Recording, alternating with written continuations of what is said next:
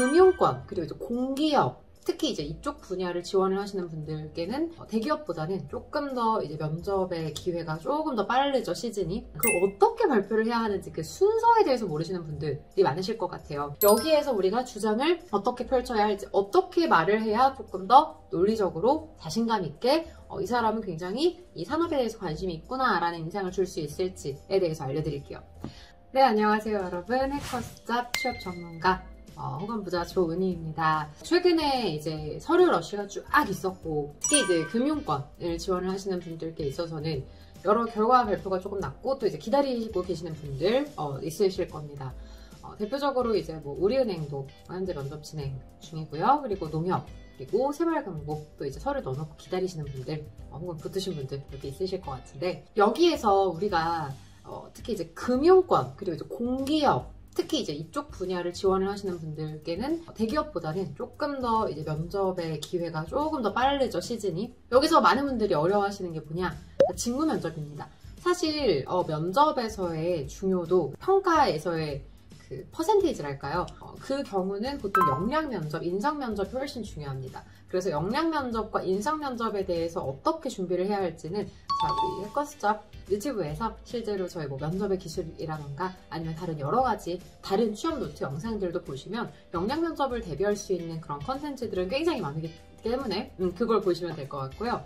그게 아니라면 뭐 해커스 인강을 보시는 것도 도움이 되시겠죠.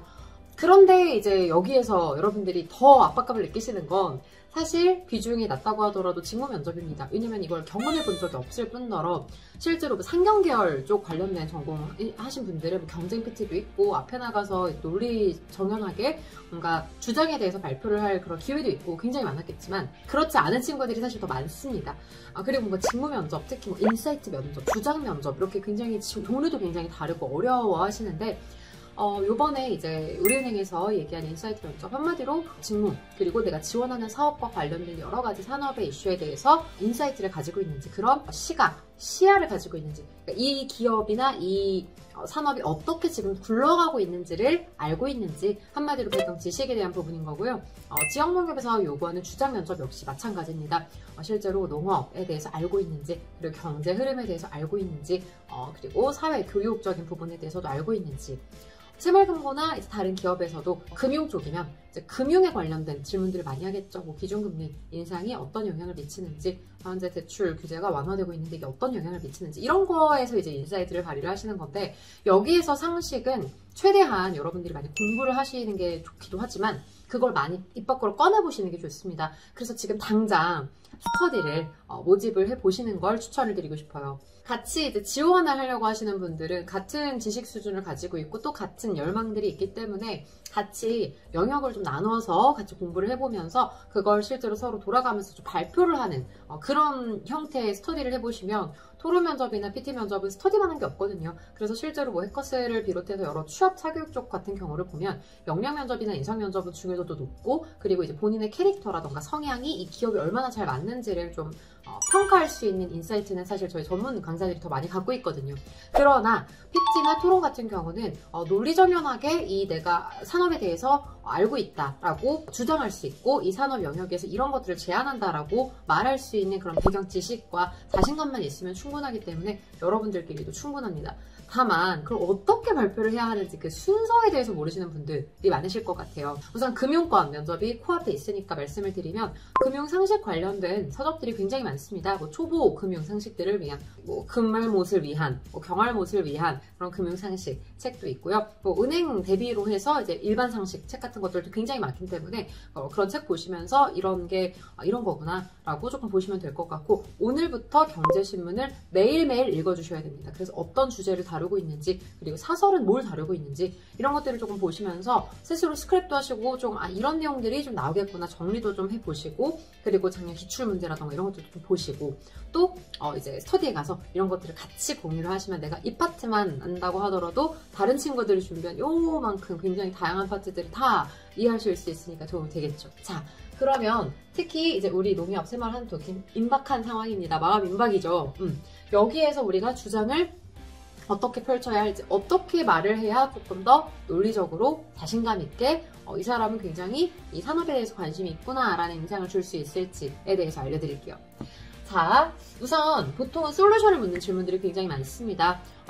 예를 들어 은행 기준으로 했을 때 PT를 다 보니까 우리가 이제 전통 은행, 대면 채널을 갖고 있다는 게 우리 은행의 강점인데, 이 대면 채널을 좀 더 활성화할 수 있는 방안, MZ 세대들을 조금 더 우리가 확보하기 위한 방안, 마이데이터를 활용한 마케팅 방안, 혹은 이런 상품, 혹은 기획을 해봐라. 어떤 대상으로 이런 상품들을 기획을 해봐라. 그리고 혹은 이런 대출 규제 완화 시점에 맞춰서 우리가 어떤 상품들을 만들어내면 좋을 것 같은지, 이런 굉장히 다양한 질문들을 할 텐데요. 여기에서 이 산업 이슈는 여러분들 공부를 해주셔야 되는 부분이고, 알기만 하면 말하기는 되게 쉽거든요. 이게 뭔지 주장을 논리적으로 펼쳐가는 거에 있어서는 명확한 그 구성이 있습니다. 일단 기본적으로 말씀을 드리면, 자, 주장 내가 먼저 두 걸씩으로 얘기를 해주셔야 하고요. 이후에는 근거, 이 주장에 대한 근거를 논리 정연하게 얘기를 해주셔야 되는데, 논리 정연하게 얘기를 하시려면 순서가 있습니다. 일단 기본적인 배경, 내가 이 주장을 하게 된 배경, 이 배경에는 보통 산업 이슈, 최근 트렌드, 리테일 트렌드라던가, 아니면 타겟에 대한 이해도, 분석 능력에 대한 부분들이 필요할 것 같고요. 금융이나 경제 상식 혹은 내 경험까지도 들어갈 수 있을 것 같습니다. 자, 그리고 상세, 내용이라고 하는 부분들은 세부 요소죠. 그래서 내가 이 솔루션, 내가 예를 들어 만약에 노령층 고객들을 위한 특화 서비스를 어떤 식으로 우리가 하면 좋을까, 고령층들이 디지털 서비스를 조금 더 확대시키기 위한 방안을 예를 들어 말을 해봅시다. 그래서 만약에 내가 주장을 메타버스를 활용한 방안을 얘기를 했어요.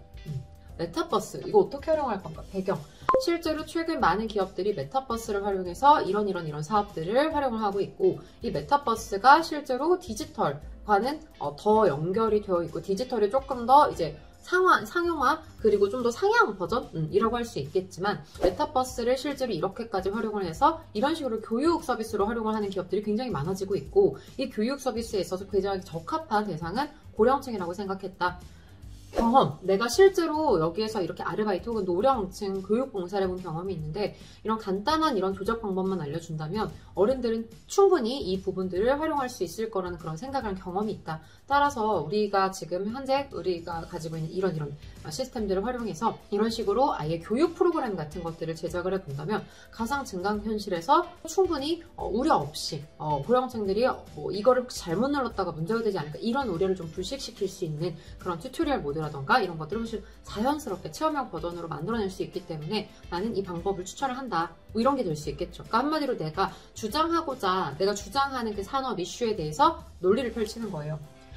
그 상세 내용. 그래서 이걸 어떻게 펼칠 거냐 하면, 우리가 지금 가지고 있는 이 프로그램들을 활용해서 이런 식으로 이렇게 제작을 한번 해보고, 이것을 우리의 주류 타겟이라고 생각하는 이 고령층을 위해서 이런 식으로 먼저 설문조사를 해보면서 특히 어떤 부분이 어려운지 이런 것들을 조금 더 알아내고, 이거에 대한 모드를 변환해서 이걸 영업점에서 일일이 조금 할 수 있게끔 해본다면 가상 증강, 나중에는 AR, VR 이런 거랑도 연결을 해서 이런 글래스 같은 것들도 같이 배치를 해놓고 이런 식으로 하게 되면 디지털 소외에 대한 부분들도 해소가 될 수 있고, 그리고 영업점 활성화에 대한 부분으로도 어느 정도 기대 효과가 형성될 수 있을 것 같다. 그래서 이 기대 효과 같은 경우는 경제적인 부분, 그리고 매출에 대한 부분, 그리고 혹시 다른 활용도에 대한 부분, 신시장 창출에 대한 부분, 이렇게도 연결해 볼 수 있겠죠.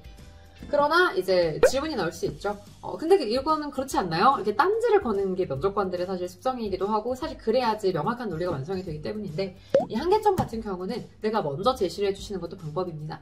그러나 이 부분이 이런 식으로까지 한계로 작용을 할 수 있기 때문에 이 부분에 있어서는 이렇게까지 생각을 할 수 있을 것 같다. 그러나 시사점. 그럼에도 불구하고 내가 이 주장을 하는 이유는 이렇게 해야만 앞으로 다가올 이런 2026년에는 초고령화 사회가 될 것이고, 특히 이제 고령층 분들 중에서도 이제 58세대 뿐만 아니라 X세대 같은 경우는 이런 식으로까지 이것이 활용이 가능하기 때문에 나는 의미가 있다라고 생각해서 주장을 한다. 요게 기본적으로 내가 주장하고자 하는 분야에 맞춰서 좀 더 논리 정연하게 상대방을 설득시키는 논리입니다. 이걸 PT 논리라고도 많이 하는데, 인사이트 면접이나 주장 면접, 여러 면접에 있어서 여러분들께서 특히 토론 면접도 마찬가지고요. 그리고 그냥 일반 역량 면접에서 의견을 묻는 면접들도 마찬가지입니다. 여기에서는 그냥 내가 생각하는 바에 대해서 논리적인 구성만 갖추시게 된다면 충분히 원활하게 빠르게 설득을 하실 수 있고요. 이 사람은 말을 참 잘한다 라는 칭찬도 들으실 수 있을 겁니다. 계속해서 다양한 채용 소식, 그리고 면접 준비, 자소서 준비, 필기 준비, 취업에 대한 모든 것을 알고 싶으신 분들은 해커스잡 유튜브 구독, 좋아요 네, 눌러주시고 알림 설정도 눌러주시면 감사하겠고요. 다음 취준 노트에서도 다양하게 여러분들의 취준 고민들을 다뤄볼 예정이니까 댓글에 이런 것 좀 좀 해주세요 이렇게 남겨주시면 그거 제가 바로 참고해서 준비하도록 하겠습니다. 너무 고생하셨고 면접 준비 조금만 더 고생하시고 다음 시간에 뵐게요.